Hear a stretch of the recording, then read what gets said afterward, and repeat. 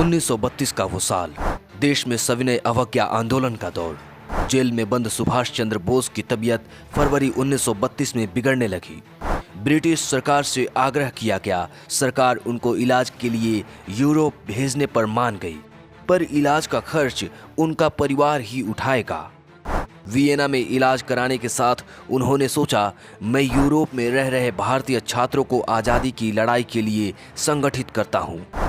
इसी बीच एक यूरोपीय प्रकाशक ने उन्हें द इंडियन स्ट्रगल किताब लिखने का काम दिया। तब उनको एक सहयोगी की जरूरत पड़ी जो अंग्रेजी के साथ साथ टाइपिंग भी कर लेता हो। बोस के एक दोस्त थे डॉक्टर माथुर। उन्होंने 2 लोगों का रेफरेंस नेताजी को दिया। माथुर के बताने पर बोस ने दोनों में बेहतर कैंडिडेट को बुलाया, लेकिन इंटरव्यू में वे उससे संतुष्ट नहीं हुए।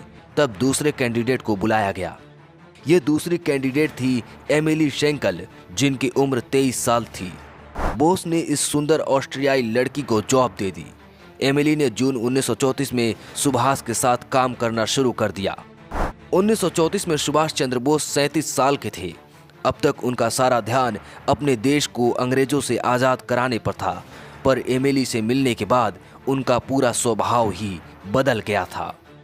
एमिली 26 जनवरी 1910 को ऑस्ट्रिया में कैथोलिक परिवार में जन्मी थी।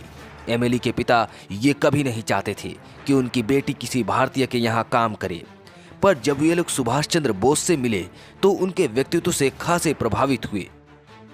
जानकार बताते हैं कि पत्रों में एमिली उन्हें मिस्टर बोस लिखती थी, जबकि बोस उन्हें मिस शेंकल या पर्ल शेंकल लिखकर बुलाते थे। नेताजी को पहचान छुपाकर रहने की बाध्यता थी। सैनिक संघर्ष में यूरोपीय देशों से मदद मांगने के लिए भाग दौड़ भी करना पड़ता था, इसलिए सुभाष अपने प्यार भरे रिश्ते को लेकर अतिरिक्त सतर्कता बरतते थे। अगली बार जब नेताजी और एमिली मिले तो सुभाष और एमिली ने आपस में शादी कर ली। ये शादी कहाँ हुई, इस बारे में एमिली ने कृष्णा बोस को बताया कि 26 दिसंबर 1937 को उनकी 27वें जन्मदिन पर यह शादी ऑस्ट्रिया के बादगास्तीन में हुई थी, जो उन दोनों का पसंदीदा रिजॉर्ट हुआ करता था। हालांकि दोनों ने अपनी शादी को छिपाकर रखने का फैसला किया।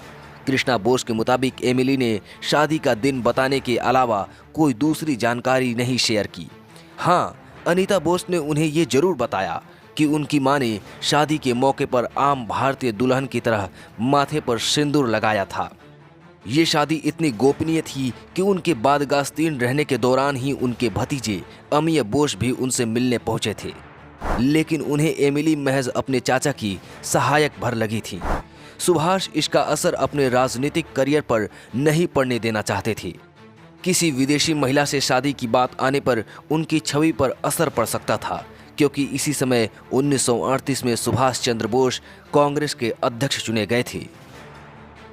3 बार सांसद रहे शरद चंद्र बोस के बेटे शिशिर कुमार बोस की पत्नी कृष्णा बोस ने सुभाष और एमिली की प्रेम कहानी पर a true love story Emily and Subhash लिखी है, जिसमें सुभाष और शेंकल के बीच के प्रेम संबंधों का दिलचस्प विवरण मिलता है। सुभाष चंद्र बोस एमिली को प्यार से बाघिनी कहकर बुलाया करते थे। हालांकि इस बात के भी कई उदाहरण मिलते हैं कि एमिली बुद्धि के मामले में सुभाष से बहुत पीछे थीं। सुभाष जब तब इसे जाहिर भी कर देते थे। 1934 से 1945 के बीच दोनों का साथ महज 12 साल का रहा, और इसमें भी दोनों साथ में 3 साल से भी कम रह पाए।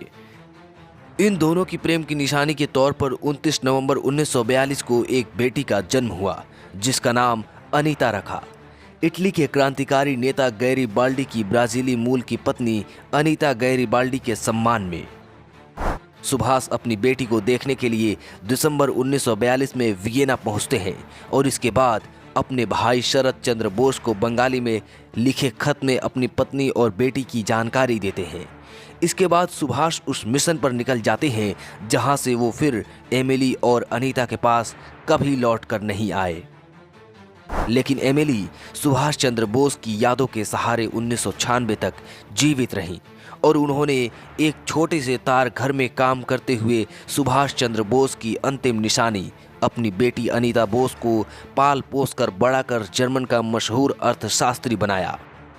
इस मुश्किल सफर में उन्होंने सुभाष चंद्र बोस के परिवार से किसी तरह की मदद लेने से इनकार कर दिया।